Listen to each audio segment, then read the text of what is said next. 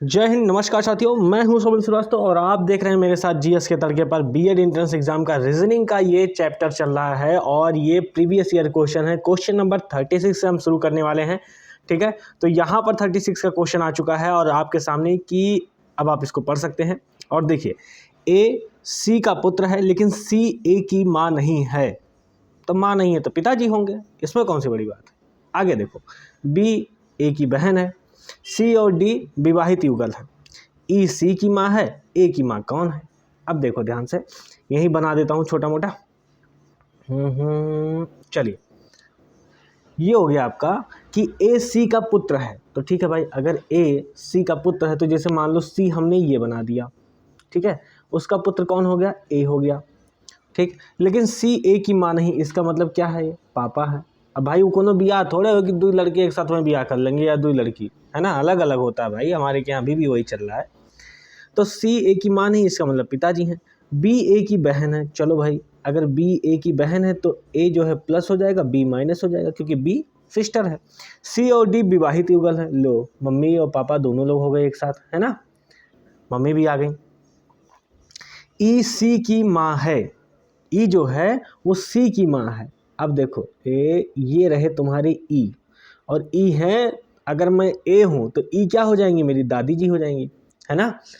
ए की माँ कौन है, तो ए की माँ कौन है भैया, यहाँ तो साफ साफ दिख रहा है कि ए की माँ कौन है, ए की माँ रहेंगी आपकी डी, तो ऑप्शन नंबर बी इसका सही जवाब हो जाएगा। ए की माँ कौन बनेंगी, वो बनेंगी डी।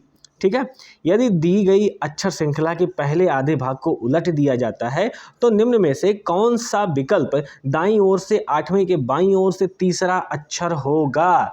अब आप इसको बताएंगे, एक बार कहिए तो मैं इसे पॉज रख दूं ताकि भैया आप आराम से एक बार कर करके देख लीजिए, इच्छा तसल्ली हो जाए, फिर हम आगे बढ़ जाएं। और करिए, कोई बात नहीं। अब देखिए, अगर आप ये कहते हैं, ध्यान से इस क्वेश्चन में यहाँ पकड़िएगा, कौन सा विकल्प दाईं ओर से आठवें के बाईं ओर तीसरा, ठीक है, एक बार समझिएगा, दाईं ओर यहाँ हो गया, ये आपका राइट एरिया हो जाएगा, ये आपका लेफ्ट एरिया हो जाएगा। अब कह रहे हैं दाईं ओर से आठवां, तो यहाँ से हम आठवें तक जाएंगे, ठीक है, आठवें के बाईं ओर से, अब आठवें के बाईं ओर से तीसरा, अब यही देखना है, ठीक है। तो अब हम क्या करेंगे, अब हम पहले तो इसको, हमें जो आधा अक्षर होगा उसे उलटना भी तो है बाबू भैया, तो उल्टेंगे कैसे, ये समझिए, पहले आधे भाग को उलटना है, मतलब यहाँ से इस वाले भाग को हमको उलट देना है। तो आइए, हम वहाँ पर हमने आपके लिए बना के थोड़ा सा रखा हुआ है, सब नहीं, ताकि आप करेंगे नहीं तो लिखेंगे कैसे बाबू भैया। चलिए आइए, ये रहा क्वेश्चन आपका कि अब आपने इसको उलट दिया, ठीक है। अब जब उलट देंगे तो क्या होगा, ठीक है, तो वो बनेगा कैसे, वो ये बनेगा आपका, मैं कलर इसको चेंज कर लेता हूँ, WSRHGRKUACGIOPDSQT, ठीक है ना। अब देखिए, दाएं से आठवां बोला था, ठीक है ना, तो यहाँ पे क्या होगा, 1 2 3 4 5 6 7 और 8, तो हम यहाँ आ गए दाएं से आठवें पे, ठीक है ना। फिर उसके बाएं से तीसरा, ठीक है ना, अब उसके बाएं से तीसरा कौन सा हो जाएगा, तो देखो, अब जैसे हम यहाँ पे आ चुके हैं जी को, है ना, अब जी में अगली लाइन क्या बोला था, उसके बाएं ओर से तीसरा, तो इसके बाएं, अब इसके दाएं देखो ये हो जाएगा, इसके दाएं क्या हो जाएगा, ये हो जाएगा, हम इधर जाएंगे, लेकिन अब इसके बाएं क्या हो जाएगा, ये हो जाएगा, क्योंकि हम पर्टिकुलरली एक आदमी को पकड़ लिए हैं। ध्यान से समझिएगा, जब हम बीच में किसी आदमी को पकड़ लेंगे भाई तो उसका राइट ये हो जाएगा, उसका लेफ्ट ये हो जाएगा, लेकिन अगर हम यहाँ होते एकदम राइट साइड, तो ये राइट साइड कॉर्नर होता, ये लेफ्ट साइड कॉर्नर होता। समझ में आ गया। अब उसके बाईं ओर से तीसरा, यानी 1 2 और 3, तो हम क्या पकड़ेंगे, फिर यू को पकड़ेंगे। समझ में आया, तो अभीष्ट अक्षर कौन सा हो जाएगा, वो आपका कन्फर्म एकदम यू हो जाएंगे, यू, ठीक है। चलिए, क्वेश्चन नंबर 38, अच्छा लगे ना तो लाइक से सब्सक्राइब भी कर दिया करो, बार बार कहते अच्छा भी नहीं लगता यार, क्या मतलब तुम लोग। चलो आओ, एक साइकिल ध्यान से देखो, एक साइकिल चलाने वाला पूर्व की ओर 2 किलोमीटर चलता है और फिर बाएं मुड़कर 1 किलोमीटर चलना। अब देखो, चाहे बाएं हो चाहे दाएं हो, क्वेश्चन को समझ लो यहीं पे। अगर मान लो बाएं, ऐसे क्वेश्चन आते हैं ना कि बाएं मुड़ना है दाएं मुड़ना है, तो बाएं मुड़ने का मतलब होता है एंटी क्लॉकवाइज चलेगा वो, ठीक है ना। कैसे चलेगा, एंटी क्लॉकवाइज। अगर दाएं मुड़ता है तो फिर क्या हो जाएगा, वो क्लॉकवाइज हो जाएगा। समझ में आ गया। चलें यहाँ से, अब कैसे देखो, जब जैसे मान लो तुम ऐसे चल रहे हो, ध्यान से समझना, जैसे पहली लाइन पर हो, पूर्व की ओर 2 किलोमीटर चला, तो चलो भाई हम पूर्व की ओर 2 किलोमीटर चल जाते हैं। जब पूर्व की ओर 2 किलोमीटर वो चल गया तो कह रहे हैं कि वो बाएं मुड़ा। तो ये जो पॉइंट है ना, देखो मैं ग्रीन कलर से उसको दिखा दे रहा हूँ, अभी तुम्हें समझ में आ जाएगा कि एंटी क्लॉकवाइज कैसे मुड़ना है। देखो यहाँ ये जो पॉइंट है ना, इस पॉइंट पर आप अपनी कलम रखो, कलम रखे होगे, उसको जो है घड़ी की विपरीत दिशा में घुमाओ। जब तुम घड़ी की विपरीत दिशा में घुमाओगे तो वो ऐसे घूमेगी कलम, समझ रहे हो, ऐसे। तो ऐसे घूमे, इसका मतलब कि ये बाएं तरफ जा रहा है, समझ में आ रहा है, बाएं तरफ। अगर दाएं तरफ बोलता तो तुम कलम को इस तरीके से घुमाते, क्लॉकवाइज। इतना समझ में आ गया? इतना समझ में आ जाए समझो कल्याण हो जाएगा। अभी देखो ये 1-2 क्वेश्चन पक्का आता है। अब तुम क्या कह रहा है कि बाएं मुड़ रहे हैं, तो जब बाएं मुड़ रहे हैं कितना चलेंगे, 1 किलोमीटर। अभी कितना चले थे, 2 किलोमीटर, तो 2 किलोमीटर हम यहाँ लिख दिए। देखो जब ऐसे आए तो पूरा किलोमीटर जरूर लिखो, फिर 1 किलोमीटर हम यहाँ चले, चलो भाई 1 किलोमीटर हम चल गए। आगे वो क्या कर रहे हैं, वहाँ से वह बाएं मुड़कर 800 मीटर चलता है। अब देखो ध्यान से, कलर थोड़ा चेंज करता हूँ। अब वो फिर बाएं मुड़ेगा और फिर कितना चलेगा, 800 मीटर, ठीक है ना, 800 मीटर। चलो भाई 800 मीटर चल गया। एक चाय की दुकान पहुंचा, चाय वो पिया, बिस्कुट उस्कुट खाया होगा, डॉली की चाय रहा होगा। वहाँ कुछ देर रुकने के बाद वह दक्षिण की ओर मुड़ा। अब वो दक्षिण की ओर मुड़ेगा, तो दक्षिण की ओर मुड़ने का मतलब है, क्योंकि पूर्व वाला एरिया तो ये था ना, दक्षिण वाला एरिया ये हो जाएगा। तो अब वो दक्षिण की ओर मुड़ चुका है, दक्षिण की ओर मुड़ा और 500 मीटर चला। अब ध्यान से देखो कितना चलेगा वो, 500 मीटर। चलो भाई 500 मीटर चल गया। वहाँ से वह दाएं मुड़ा।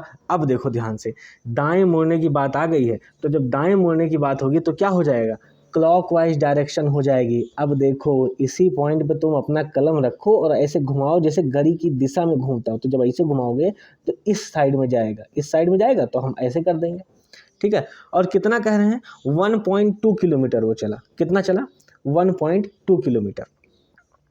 अब देखो तो कितना पहुंच जाएगा ये, 1.2 किलोमीटर यहाँ पे आ गया, ठीक है ना। अब कह रहा अंततः वह दाएं मुड़ा और फिर 1 किलोमीटर चला। अब फिर यहाँ पर कलम रखो अपनी, ठीक है, और फिर कैसे चलाओगे, क्लॉकवाइज डायरेक्शन में। कैसे चलाओगे, क्लॉकवाइज डायरेक्शन में। तो फिर वह चलेगा कितना, 1 किलोमीटर। चल गया 1 किलोमीटर और हम पहुंच गए, ये हमारा रहा 1 किलोमीटर। अब क्वेश्चन में क्या कहता है, वह अब अपने प्रारंभिक स्थान से किस दिशा में है। ध्यान से देखना, वह अब अपने प्रारंभिक स्थान से किस दिशा में, तो वो चला कहाँ से था, देखो यहाँ पे, यहाँ से चला था इस ए पॉइंट से, समझ रहे हो। अच्छा एक चीज़ और याद रखना, ये जो 2 किलोमीटर 1 किलोमीटर ये सब लिखते हुए चलना, नहीं तो क्या होगा कि अगर मान लो तुमने सही रेशियो नहीं बनाया, जैसे मान लो ये देखो 1.2 किलोमीटर था और 800 मीटर था, जब इनको तुम जोड़ोगे तो कितना हो जाएगा, ये 2 किलोमीटर के बराबर हो जाएगा। इसलिए एकदम एग्जैक्ट यहाँ पे आ गया और यहाँ से फिर वो 1 किलोमीटर ऊपर चला गया। इतना समझ में आ गया। अब ऐसी कंडीशन में उनसे पूछ रहा है कि वह अब अपने प्रारंभिक स्थान से किस दिशा में है, तो अपने प्रारंभिक स्थान से यहाँ पे पहुंचा, प्रारंभिक स्थान ये है, तो क्या हो जाएगा, ये उत्तर दिशा हो जाएगा। कौन सा, नॉर्थ साइड। समझ में आ गया, समझ गए बाबू, नॉर्थ साइड पक्का। चलो ऑप्शन नंबर ए इसका सही जवाब हो जाएगा। क्वेश्चन नंबर 39 कहता है कि यदि, देखो ये इसको क्या बोलते हैं, एक तो बड़ा ब्रैकेट होता है, छोटा ब्रैकेट होता है। अब ये डिसाइड करते हैं, ये सीधा एक साइन बोल देते हैं। इस साइन का अर्थ क्या हो जाएगा, गुणा है, गुणे का अर्थ क्या है, माइनस है, भाग का अर्थ क्या है, प्लस है, और प्लस का अर्थ क्या है, भाग है। तो निम्न व्यंजक का मान याद कीजिए। अब आपको ऐसे हर जगह इसमें चेंज करना पड़ेगा। जैसे 3 है, अब 3 और 2 के बीच में कौन सा साइन आ जाएगा, गुणे का साइन आ जाएगा, ठीक है। 9 + 3 गुणे 2, इन सबको चेंज करना पड़ेगा। तो जब मैंने चेंज किया ना, तो मैंने डायरेक्ट वो चीज़ ऐसे लिख दी है आपके लिए, ताकि आपको दिक्कत ना हो। हाँ नहीं कहो सखी सैया तो खूबे कमात है, महंगाई डाइन खाए जात है। आओ भैया 39 की बात करते हैं। क्वेश्चन नंबर 39 आपके सामने है, थोड़ा सा जो धुंधला होगा, बट कोशिश पूरी है कि आपको समझ में आ जाए। तो जब आप उस तरीके से चेंज करेंगे ना, भाग गुणा प्लस प्लस करके, तो फिर ये निकल के आएगा। जब ये निकल के आएगा तब आप इसको सॉल्व कर सकते हैं।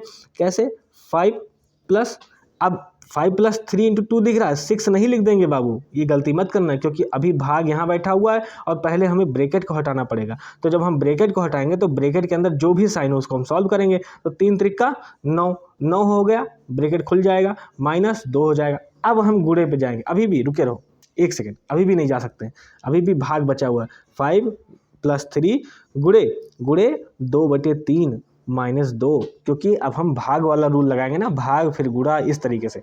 फिर क्या होगा, अब देखो 3 × 3, ठीक है। अब गुणे का साइन हट जाएगा, तो अब जब गुणे का साइन हट जाएगा तो क्या बचेगा, 5 + 2 - 2, ठीक है ना। अब 5 + 2 - 2, जब किसी अंक जैसे 5 है ना, 5 के आगे देखो कोई भी साइन नहीं तो उसको क्या मानते हैं, प्लस मान लेते हैं। पक्का कंफर्म हो गया, ठीक है ना। तो आप चाहे देखो ऐसे 5 और 2 7 हो जाएंगे, और 7 में से 2 गया कितना हो जाएगा, 7 में से 2 5 हो जाएगा, ठीक है ना।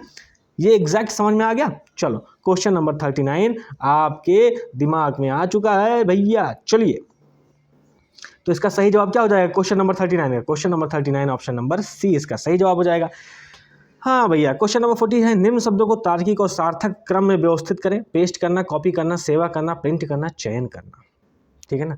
सबसे पहले आप क्या करेंगे, सबसे पहले आप क्या करेंगे बाबू, सबसे पहले आप करेंगे चयन। क्या करेंगे, चयन करेंगे। तो चयन करेंगे तो ये पहले नंबर पे आ जाएगा 5वां। चयन करने के बाद क्या करेंगे, आप उसको कॉपी कर लेंगे, ठीक है। अब जैसे होता ना, जैसे मान लो तुमने व्हाट्सएप खोला, तुम्हें कोई मैसेज देखना है कि कौन सा मैसेज हमको कॉपी पेस्ट करना है, तो सबसे पहले उसको सेलेक्ट तो करोगे कि हाँ ये वाला मैसेज मुझे सेलेक्ट करना है। तो आपने चयन कर लिया, फिर उसको कॉपी कर लिया। अब कॉपी करने के बाद फिर उसको क्या करेंगे, आप पेस्ट कर देंगे, ठीक है ना। पेस्ट करने के बाद फिर आप क्या करेंगे, उसको ये सेवा नहीं, ये सेव है। क्या है, सेव है, सेव करना है, SAB बाबू, सेव वाला सेव है, इनाई के खाए वाला सेव है, ठीक है। तो फिर आप सेव कर देंगे, और सेव करने के बाद फिर आप क्या करेंगे, उसको प्रिंट कर देंगे। क्या करेंगे, प्रिंट कर देंगे, ठीक है ना। तो 5 के बाद फिर क्या होगा, 5 के बाद 2 आएगा, 2 के बाद 1 आ जाएगा, 1 के बाद फिर आप सेव करेंगे, और सेव करने के बाद आप क्या करेंगे, प्रिंट करेंगे चौथे नंबर वाला। तो ऑप्शन नंबर बी यहाँ पर बिल्कुल सही जवाब हो जाएगा। चलिए 41 पे आते हैं। 41 कहता है कि ए ऊंचाई में बी से बड़ा है। अच्छी बात है, बड़ा रहे भाई, हट्टा कट्टा रहे, क्या दिक्कत है। देखो ए ऊंचाई में बी से बड़ा है, सी और डी ऊंचाई में समान है, कोई बात नहीं। अच्छा, तो थोड़ा बहुत हम यहाँ पर अब उड़ता उड़ता तीर हमें लेना पड़ेगा ना, ऐसे नहीं कि डायरेक्ट एकदम आपको समझ में आ जाएगा। अब कह रहा है ए ऊंचाई में बी से बड़ा है, चलो भाई एक लाइन तो ये हो जाएगा, A is greater than B, ठीक है। अब कह रहे हैं सी और डी ऊंचाई में समान है, चलो भाई सी बराबर क्या हो जाएगा, डी के हो जाएगा, ठीक है। फिर कह रहे हैं ई ऊंचाई में बी से छोटा है लेकिन डी से बड़ा है। ई क्या है, बी से छोटा है, चलो भाई अगर बी से छोटा है तो ई यहाँ हो गया, लेकिन वो क्या कह रहे हैं, वो कह रहे हैं डी से बड़ा है। अच्छा, जो डी से बड़ा होगा, ये कह रहे हैं ना डी से बड़ा है, तो जो डी से बड़ा होगा वो क्या होगा, वो तो सी से ही बड़ा हो जाएगा। समझ में आ रहा है। तो अगर हम इसको यहाँ पे सेट कर दें, सी बराबर क्या हो जाएगा, डी हो जाएगा। चलो, एफ ऊंचाई में सी से छोटा है। अगर कोई सी से छोटा हो या डी से छोटा हो तो वो उससे भी छोटा होगा, दोनों अंकों से, ठीक है। एफ ऊंचाई में सी से छोटा है, तो एग्जैक्ट जो बन के आएगा जो कि बी से छोटा है। अब देखिए ए बनेगा, अब मैं पूरा डिलीट करूं तब आपको समझाता हूं आराम से।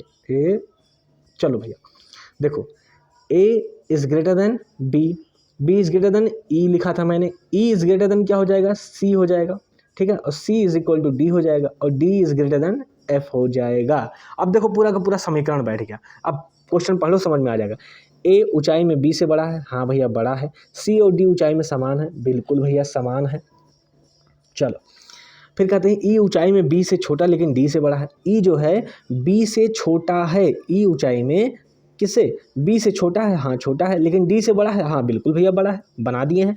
एफ ऊंचाई में सी से छोटा है, एफ जो है देखो सी से छोटा है, हाँ बिल्कुल सही है, जो कि बी से छोटा है। अब देखो सी से छोटा है और बी से भी छोटा है, बिल्कुल सही है, वो तो छोटा ही है। इन सभी में सबसे छोटा कौन है, लाडला भैया कौन है घर का, वो है एफ, ऑप्शन नंबर ए। और जो लाडला होता है वही ऑप्शन नंबर एफ में जाता है, यानी फालतू हो जाता है। चलिए आइए, इसलिए कहता हूँ भैया लाडला नंबर हो घर के। तमन्ना अपने घर से उत्तर दिशा की ओर चल रही है। चले भाई, अच्छी बात है, टहले। 500 मीटर चलने के बाद वह बाएं मुड़ी और 500 मीटर चली। अच्छा, मैंने तुम्हें बता दिया ना कि अगर बाएं वाएं मुड़ने का खेल आ रहा है तो यानी क्या हो जाएगा, एंटी क्लॉकवाइज हो जाएगा, और अगर दाएं मुड़ने का खेल आया तो क्लॉकवाइज हो जाएगा। देखो यहाँ पर दाएं मुड़ने वाला केस नहीं है, आएगा जब मॉक टेस्ट कराऊंगा तो आ जाएगा, कहाँ बच के जाएंगे। ए बाबू भैया परेशान ना रहो, चलो आओ।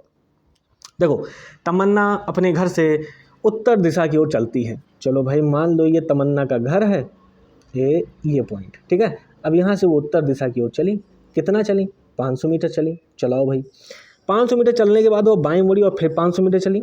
चलो भाई, बाएं मुड़ने का मतलब क्या हो जाएगा, एंटी क्लॉकवाइज, और यहाँ से फिर वो यहाँ पहुँच गई 500 मीटर, ठीक है। अब क्या कह रहे हैं, फिर वह बाएं मुड़ी, फिर वह बाएं मुड़ी और 250 मीटर चली। चलो भाई 250 मीटर, इतना ही तो होगा, क्योंकि ये तो पूरा ये देखो ये 500 है तो ये इसका आधा ही तो 250 रखेंगे। तो हूँ मर्दा तू का लागत बाबू कि एकदम पूरा पहुँच ही जाओ। और अपने दोस्त के घर पहुँच गए। चलो भाई अपने दोस्त के घर पहुँच गए हैं। उसके दोस्त के घर से उसका घर किस दिशा में? अब देखो ध्यान से, उसके दोस्त के घर से उसका घर किस दिशा में है। यहाँ पर जानते हो जब तुम्हें सब कुछ आ जाएगा ना तो वो लास्ट वाली लाइनिया में जाके फंसा देता है, समझे कि नहीं? जैसे ये वाली लाइन, उसके दोस्त से, ये नहीं कह रहा है कि उसके घर से उसके दोस्त का घर किस दिशा में है, पूछा गया है उसके दोस्त के घर से। तो आप यहाँ पर पेन रखो, ये उसका दोस्त है और उसका घर किस दिशा में है, तो इस दिशा में है। तो ये कौन सी दिशा हो जाएगी? दक्षिण पूर्व, ऑप्शन नंबर ए। समझ में आया कुछ? चलो क्वेश्चन नंबर 43, दिए गए पैटर्न का ध्यानपूर्वक अध्ययन करें और उस संख्या का चयन करें जो इसमें प्रश्नवाचक चिन्ह के स्थान पर हो सकती है।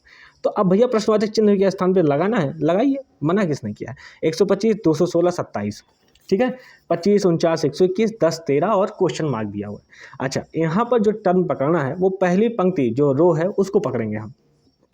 कैसे? देखो, अगर हम इसको कर दें 10 माइनस अंडर रूट 25, ठीक है, तो क्या हो जाएगा? 10 माइनस अंडर रूट 25, ये कितने हो जाएगा? 5 के, यही तो हुआ। और 5 का हम क्यूब कर दें तो क्या हो जाएगा? 125, पहला हो गया। अगर हम करें 13 माइनस अंडर रूट 49 तो क्या हो जाएगा?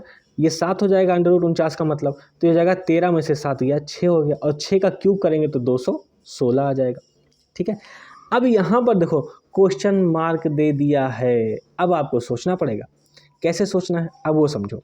देखो यहाँ पर क्या है? 121 है, 121 का मान लो कि हम x माइनस अंडर रूट 121 कर लें, ठीक है। x माइनस अंडर रूट 121 करेंगे तो हमें मान लो क्या मिल जाएगा? हमें जो भी मिलेगा वो क्या होगा? वो किसी चीज़ का क्यूब होगा ना। मान लो y है, y का क्यूब करेंगे तो क्या हो जाएगा? 27 आएगा। यही तो हम समझा रहे हैं। जैसे मान लो अभी 6 का 5 का क्यूब किया तो 125 आया, 6 का क्यूब करेंगे तो 216 आएगा। तो हमें x में से हम कुछ घटाएंगे तो y क्यूब होगा, y क्यूब का मतलब 27 आएगा। अगर हम इसको और करें 27 को तो 3 की घात 3 लिखेंगे तो y का मतलब क्या हो जाएगा? y का मतलब आ जाएगा 3 आ जाएगा। अब देखो, अब x माइनस 11 बराबर 3, यही तो हुआ। यहाँ पे अगर हम y की वैल्यू रख दें तो क्या हो जाएगा? 3 हो जाएगा। और फिर क्या होगा? x बराबर क्या हो जाएगा? 3 प्लस 11 के, यानी कि सही जवाब क्या हो जाएगा? x बराबर 14 आ जाएगा। समझ में आ गया? ऑप्शन नंबर इसका ए सही हो जाएगा। स्क्रीनशॉट लेना हो ले लो, समझ में आ जाए तो लिख लेना, कॉपी और कलम लेके बैठा करो बाबू भैया। आगे बढ़ें, चलो सैनिकों, क्वेश्चन नंबर 44। परेशान तो कर देते हो भाई तुम लोग, इसमें कोई डाउट नहीं है, लेकिन चलो अच्छा लगता है, मज़ा आता है। आ जाओ क्वेश्चन नंबर 44 देखो। पहले रीना और उसके पिता की आयु का योगफल 60 है और उनकी आयु के बीच का अंतर 36 है। तो रीना के पिता की आयु ज्ञात करें। ये क्वेश्चन जरूर आता है और भाई मैं भी गया था तो मेरे में भी आया था, ठीक है ना। तो अब आपके लिए क्वेश्चन आपके सामने आ चुका है। रीना और उसके पिता की आयु का योगफल कितना है? 60 है और उनकी आयु के बीच का अंतर कितना है? 36 है। तो हम क्या करेंगे कि एक काम करते हैं कि रीना के पिता की आयु कितनी मान लेते हैं। मान लो इनके पिता की आयु कितनी है? x है, ठीक है। तो रीना की आयु क्या होगी? रीना की आयु क्या हो जाएगी? तो रीना की आयु क्या हो जाएगी? रीना की आयु हो जाएगी x माइनस 36, समझे कि नहीं। माना रीना के पिता की आयु क्या हो जाएगी? x हो जाएगी। तो रीना की आयु क्या हो जाएगी? x माइनस 36, ठीक है। अब देखो यहाँ पे क्या करना है? यहाँ पे करना यह है कि पहली लाइन पढ़ो, रीना और उसके पिता की आयु का योगफल कितना है? 60 है। तो हम क्या करेंगे?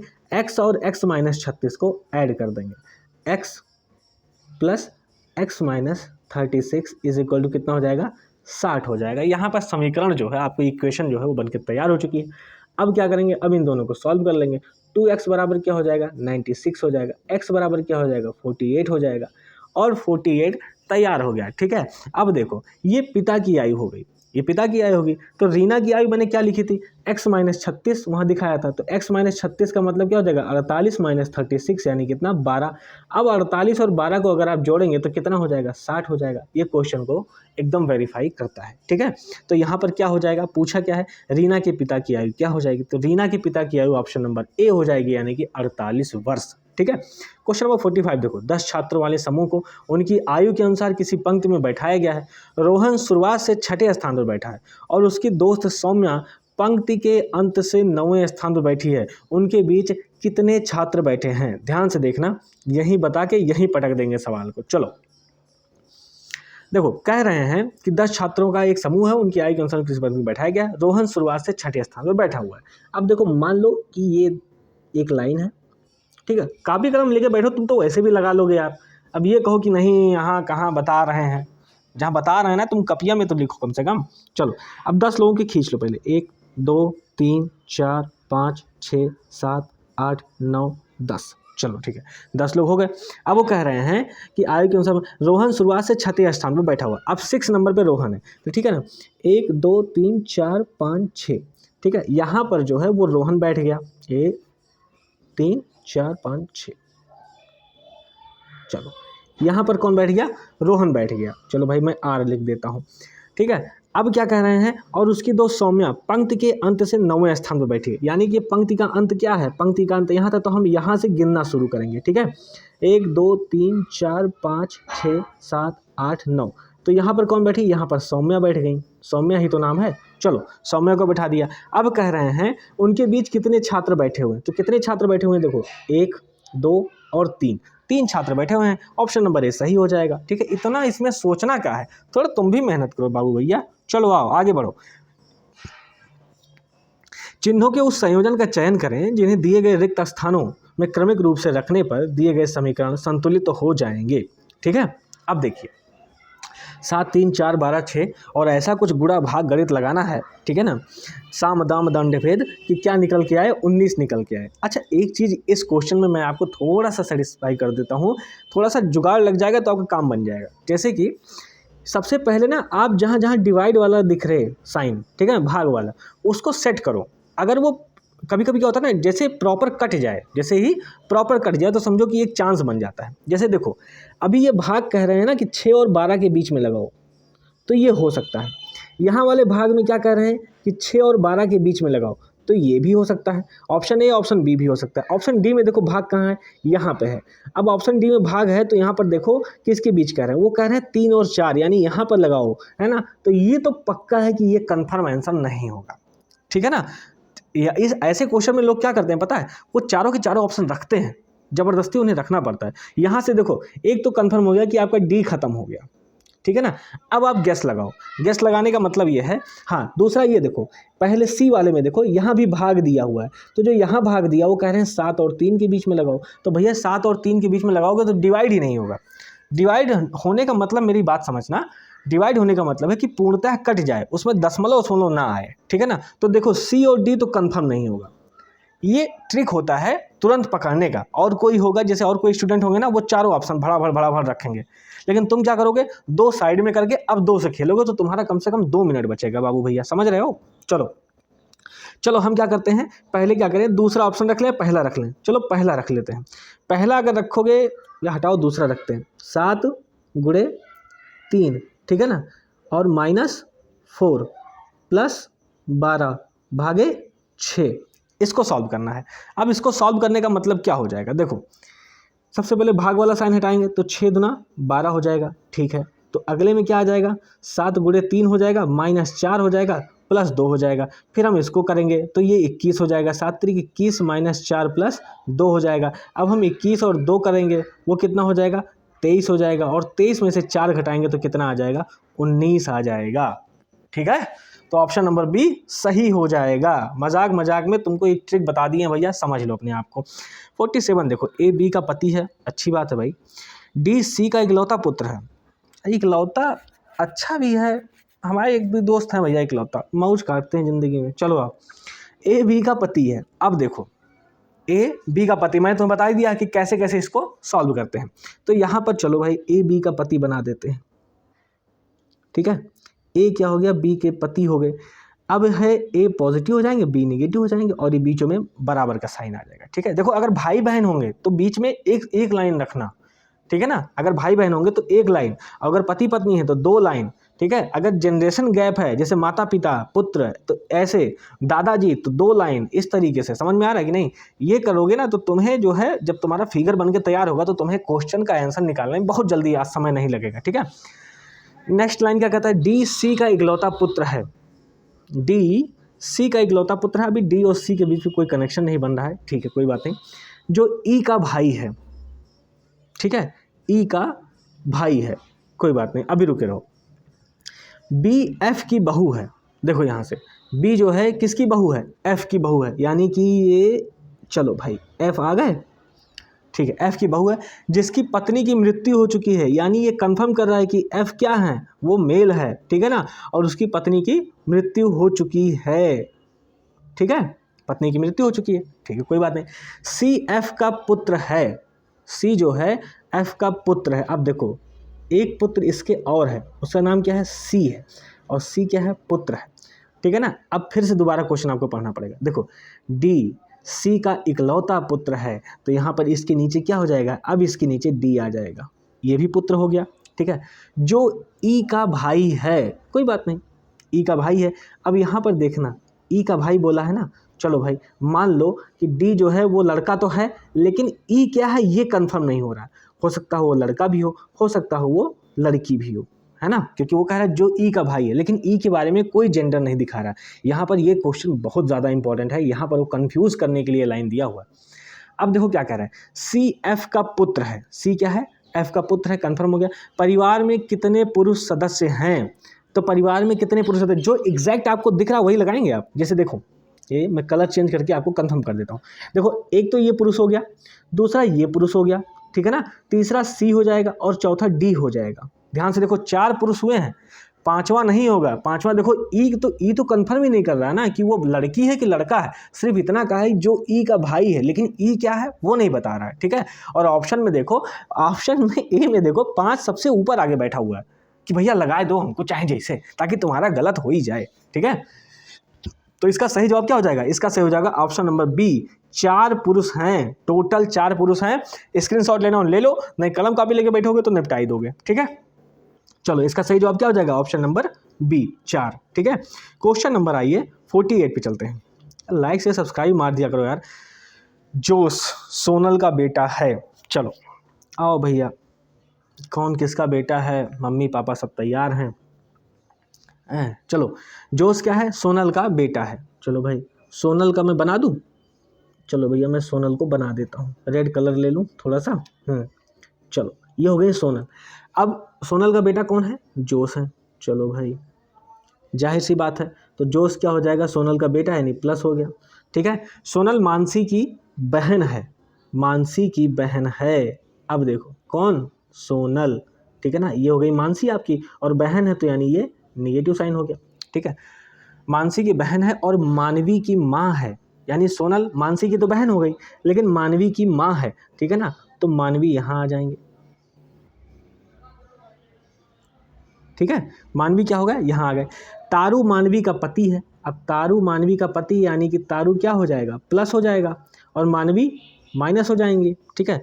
जोश का तारू से क्या संबंध है, अब लो, ये भैया भाई हैं, ये दीदी हैं, और दीदी पति हैं, यानी जीजा और साला का संबंध बन रहा है। तो यहाँ पर ऑप्शन नंबर सी आपके सामने एकदम टपक के आ जाएगा कि भैया साला साला है, ठीक है।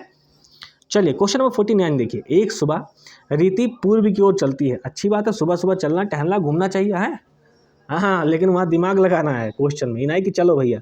रीति पूर्व की ओर चलती है और अपने दोस्त संजू को किसी दिशा से आते हुए देखती है, ठीक है।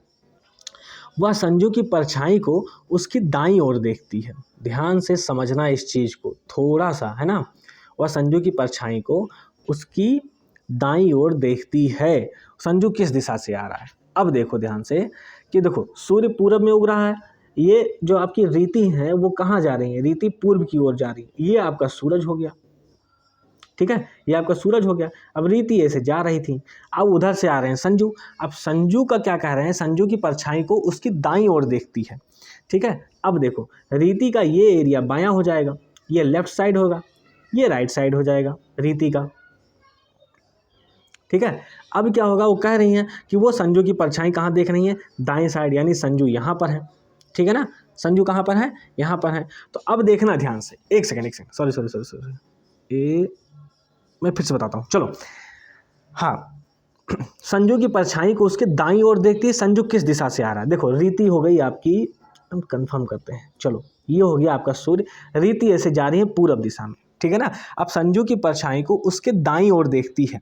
अब देखना ध्यान से कि जब कोई, जैसे मान लो तुम इधर से आओ उत्तर दिशा से, ये नॉर्थ साइड हो गया ना, अब यहाँ से कोई आ रहा हो, है ना, तो उसकी परछाई इस साइड बनेगी, तो ये उसका दायां हाथ होता है और ये उसका बायां हाथ होता है। समझ में आ रहा है? ये उसका लेफ्ट हैंड होगा और ये उसका राइट हैंड होगा, ठीक है। तो अब देख रही हैं कि उसके दाईं ओर उसकी परछाई बन रही है, यानी संजू की परछाई कहाँ बन रही है? इस साइड बन रही है। कौन देख रहा है? रीति देख रही है। तो रीति के हिसाब से संजू किधर से आ रहा है? संजू आ रहा है नॉर्थ साइड से, ठीक है ना, उत्तर दिशा से संजू आ रहा है। तो इसका सही जवाब क्या हो जाएगा? ऑप्शन नंबर बी हो जाएगा, ठीक है। अगर संजू दक्षिणी दिशा से आता ना तो उसकी परछाई इधर बनती और फिर ये उसका लेफ्ट हैंड होता। क्या होता? ये लेफ्ट हैंड होता। तब कुछ क्वेश्चन में पहले पूछ चुका है, बता दिया है कि वो रीति जो है वो संजू के दाएं हाथ में देखती है कि उसकी परछाई बन रही है दाएं साइड में, ठीक है। चलो अब क्वेश्चन नंबर 50 है, आज का लास्ट क्वेश्चन है। दिए गए पैटर्न का ध्यानपूर्वक अध्ययन करें और संख्या का चयन करें जो इसमें प्रश्नवाचक चिन्ह के स्थान पर हो सकती है। बताइए इसमें क्वेश्चन नंबर 50 में क्या कहा है?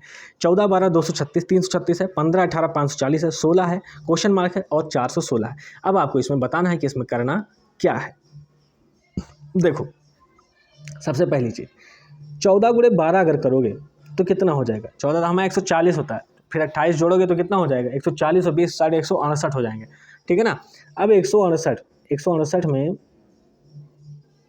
अगर आप 2 का गुणा कर दो तो कितना हो जाएगा? वो हो जाएगा 336, ठीक है ना। ये समझ में आ गया। ऐसे ही 15 गुणे 18 कर दो, 15 गुणे 18 जब करोगे तो कितना हो जाएगा? देखो 15, 18 दाम में 180, 18 पंचे 90, 180, 270। अब 270 हो गया, 270 में अगर 2 का गुणा कर दो तो कितना हो जाएगा? 540, ठीक है। एकदम क्लियर लग रहा, कोई दिक्कत तो टेंशन तो है नहीं। अब आया सवाल थोड़ा सा घुमावदार, ठीक है ना। अब वो कह रहे हैं कि भैया ये तो 16 हो गया, इसमें कुछ x है वो गुणा करेंगे और फिर उसमें जो है 2 का गुणा करेंगे, तब हम कहाँ पहुँचेंगे? 416। यही तो हम करते आ रहे हैं, ठीक है। अब देखो 16x यानी 32x हो जाएगा। 32x बराबर कितना हो जाएगा? 416। x बराबर क्या हो जाएगा? x बराबर आपका निकल के आ जाएगा 416/32 के, ठीक है ना। और 32 हमारा 320 और 32 के यहाँ कितना हो जाएगा? 96। देन क्या हो जाएगा हमारा? 13। x बराबर कितना हो जाएगा? 13, ठीक है ना। यहाँ पर x बराबर 13 आ जाएगा और x बराबर 13 आने का मतलब है ऑप्शन नंबर डी सटीक है, एकदम बैठ चुका है। हाँ भैया, ये हो गया आपका खेला और ये हो गया पूरा क्वेश्चन कंप्लीट, ठीक है ना। 2023 का पूरा पार्ट 3 पार्ट में बनाया, वो मजबूरी पड़ गई, बीच में कोई आ गया था तो मुझे कट करना पड़ा था वीडियो, तो इसलिए 3 पार्ट में बनी है वीडियो। लेकिन हाँ, आगे से क्वेश्चन ध्यान रखूंगा। अगर क्वेश्चन देखो अगर लेंदी हो जाता तो मैं भी सोच रहा हूँ 20, 22, 25 मिनट तक कोई जाए, बस इससे ज़्यादा मत जाए, ठीक है ना। तो वो आपको देखने में दिक्कत नहीं होगा और PYQ आपका धड़ल्ले से तैयार हो जाएगा, ठीक है ना। और हाँ सुनो, थोड़ा सा लाइक और शेयर और फिर सब्सक्राइब, LSS है ना। भैया लखनऊ सुपर जॉइंट नहीं बना, चलो ठीक है। अच्छा, जय हिंद साथियों, अच्छा लगे तो जरूर लाइक से सब्सक्राइब कीजिएगा।